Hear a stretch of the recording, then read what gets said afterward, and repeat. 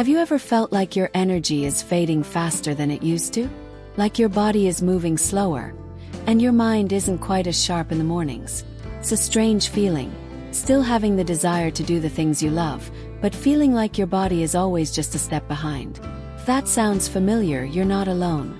Many people over 60 say the same thing. But what if I told you that there's a woman, 105 years old, who still wakes up every day with a smile, walks on her own, and remembers the names of all her grandchildren? Sounds almost impossible, right? And yet she exists. Her name is Eleanor, and she lives in a small, sunny town not far from the coast. She doesn't take any fancy supplements. She's never done a strict diet. And she doesn't spend her mornings on a treadmill. But when asked how she's managed to live so long and stay so clear-headed and happy, she simply smiled and said, "It's the little things done every day." That's it. No secrets, no tricks. Just simple, meaningful habits that, over time, made all the difference. Now, I know it's easy to think, well, she must have good genes. Or she's just lucky. And sure, luck plays a role. But what really stood out wasn't her biology.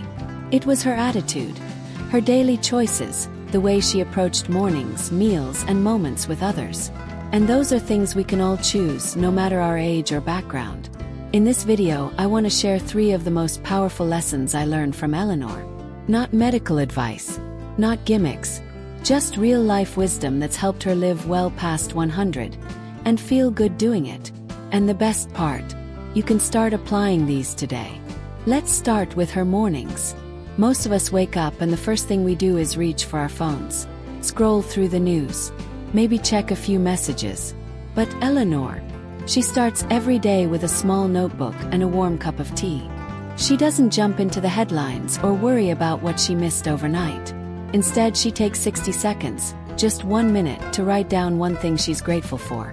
Sometimes it's big, like, "I'm grateful my knees didn't ache today." Other times it's something simple like, "The birds are singing again." This habit, as small as it sounds, helps center her day. She said, "When you start with gratitude, your heart stays lighter, even when your body feels heavy." And she's right. Researchers have found that older adults who practice gratitude regularly report lower stress levels, better sleep, and even sharper thinking. It's not magic, it's mindset. When your first thought in the morning is something kind, something hopeful, your brain starts to focus more on the good things throughout the day. If you've never tried it, give it a go tomorrow. Don't worry about writing a whole journal entry. Just one line. Maybe it's, "I'm thankful I have coffee in the cupboard." Or, "I'm glad the sun came up again." It doesn't have to be deep, just has to be true. Over time, you might find your mornings feeling a little brighter, even before the coffee kicks in. Now let's talk about food. Most people these days are obsessed with what to eat, carbs, fats, superfoods, you name it. But Eleanor doesn't count calories. She's never followed a trendy diet. Her rule is simple. Eat slowly, mostly plants, and never alone if you can help it.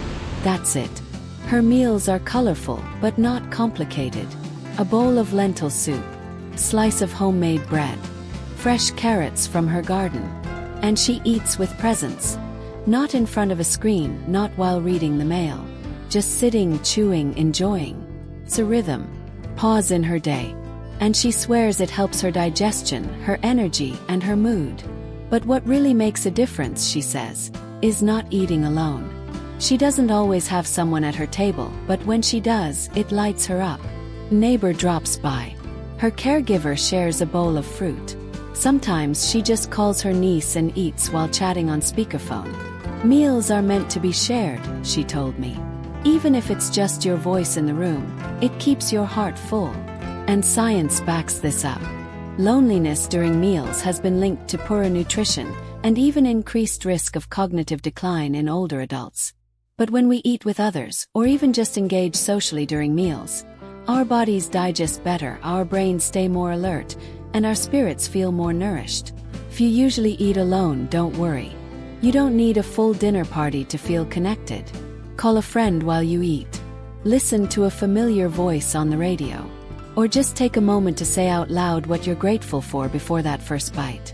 These simple acts turn a meal into something more than fuel. They turn it into care. And that's really what Eleanor teaches through her life. Care.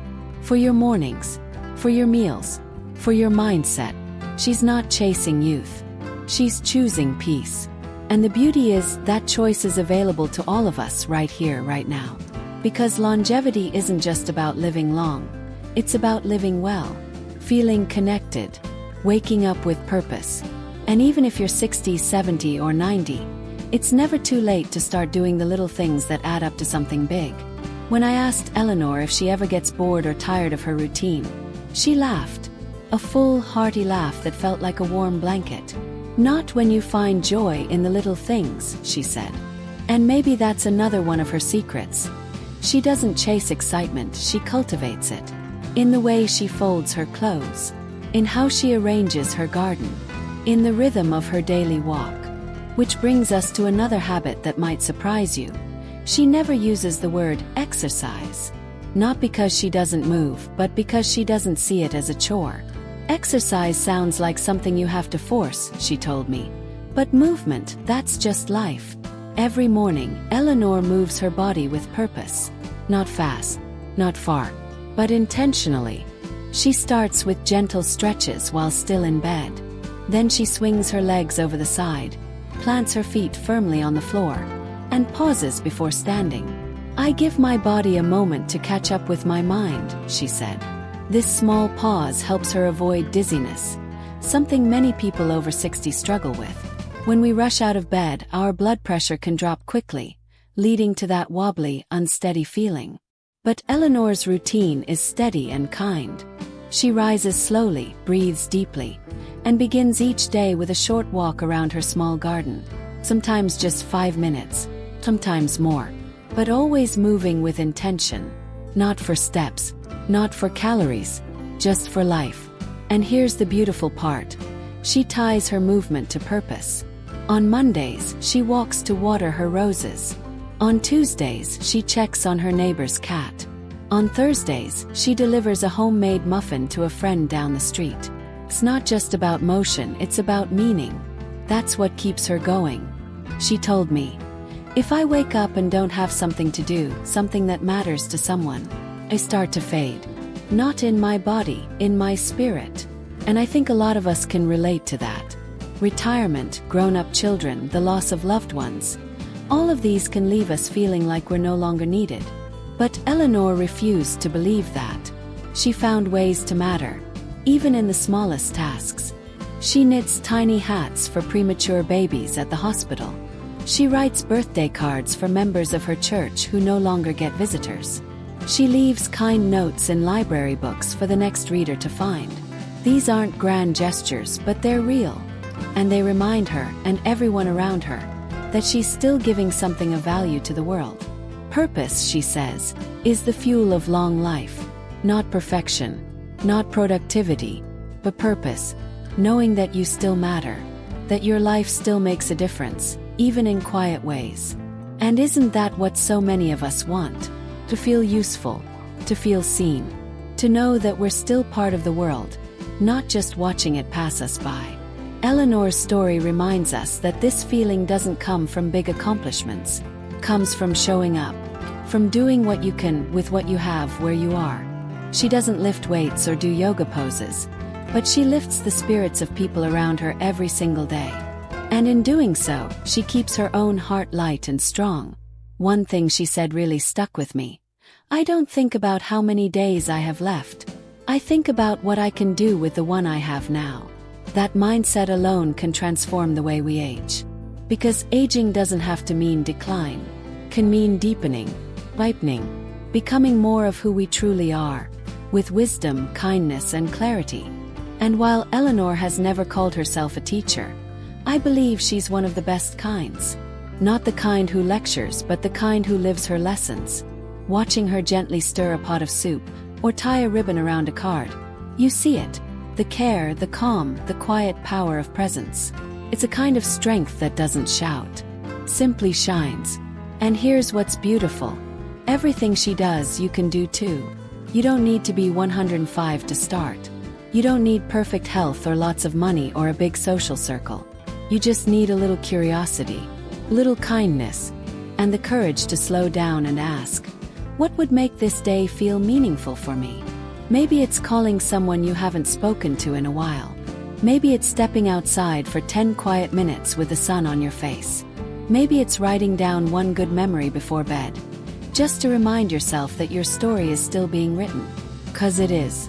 No matter how old you are, you're still here, still living, still becoming.